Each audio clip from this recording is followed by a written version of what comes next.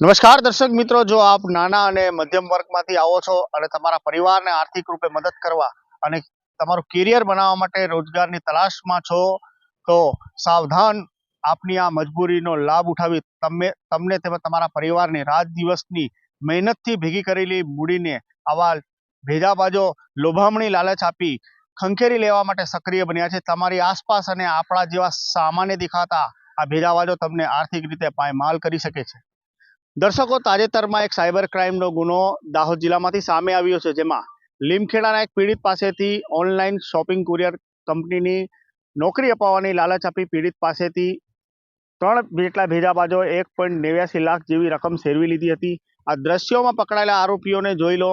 આમની એમોની વાત કરીએ તો આ ભેજાબાજો ફેસબુકના ફેક એકાઉન્ટ બનાવી ફ્રેન્ડ રિક્વેસ્ટ મોકલી નોકરીની જરૂરિયાત જાણતા હતા અને ત્યારબાદ જરૂરિયાતમંદ લોકોને નોકરી અપાવવાની લાલચ આપી કટકે પૈસા કઢાવતા હતા. ત્યારબાદ પોતાનો ફોન બંધ કરી બદલી દીધા હતા.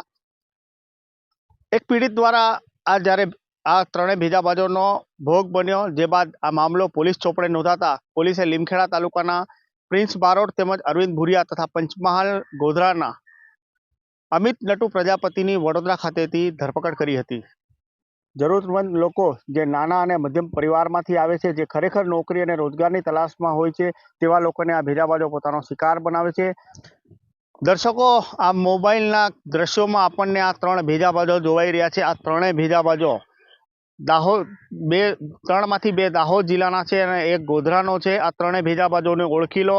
આ તમારા અને મારા જેવા સામાન્ય દેખાતા માણસો આપની આસપાસ જ એક સર્કલમાં રહે છે અને ક્યાંક ને ક્યાંક આવા બેરોજગાર લોકોને આ લોકો શોધતા હોય છે, જેને ખરેખર નોકરીની જરૂરત હોય છે અને આવા જરૂરિયાતમંદ લોકોને આ લોકો પોતાનો શિકાર બનાવે છે. આપણે જણાવી દઈએ કે જરૂરિયાતમંદ પરિવારમાંથી આવતા જે લોકો ખરેખર નોકરી અને રોજગારની તલાશમાં હોય છે, તેવા લોકોને આ ભેજાબાજો પોતાનો શિકાર બનાવે છે.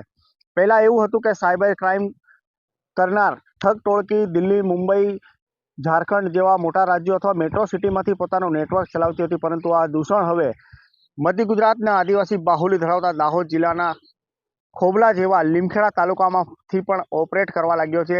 તો દર્શક મિત્રો, આપણે આજે તસવીરોમાં 3 ભેજાબાજ જોઈ રહ્યા છો. આ 3 ભેજાબાજોએ આ લીમખેડા તાલુકાના એક પીડિતને પોતાનો શિકાર બનાવ્યો હતો અને તેની પાસેથી રૂપિયા ખંખેરી લીધા હતા. ત્યારબાદ આ મામલો પોલીસમાં પહોંચ્યો અને સાયબર ક્રાઇમની પોલીસે આ સમગ્ર ઘટના અંગે તપાસ હાથ ધરીને આ 3ને વડોદરા ખાતેથી ઝડપી લીધો હતો.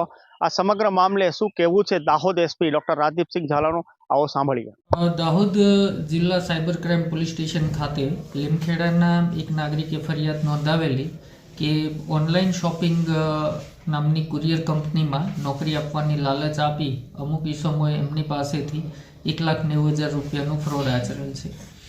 આ બનાવની ઊંડાણપૂર્વક તપાસ કરતાં તે લોકોની મોડસ ઓપરંડાઈ એ પ્રકારની જાણવા મળેલ કે આ આરોપીઓ ફેસબુકના માધ્યમથી ફેક એકાઉન્ટ ક્રિએટ કરે છે અને ફ્રેન્ડ રિક્વેસ્ટ મોકલી અથવા તો કોમન ફ્રેન્ડને હાઈ કરીને મેસેજ કરતા અને ત્યારબાદ તેમની સાથે વાત કરી નોકરીની જરૂરિયાત જાણતા અને જરૂરિયાત જણાતા તેમનો ફોન નંબર લઈ અને ફોન ઉપર ઓનલાઈન શોપિંગ કુરિયર કંપનીમાં નોકરીની લાલચ આપી અને તેમની પાસેથી કટકે પૈસા પડાવતા ત્યારબાદ ફોન નંબર બંધ કરી દેતા અને બદલી દેતા હતા.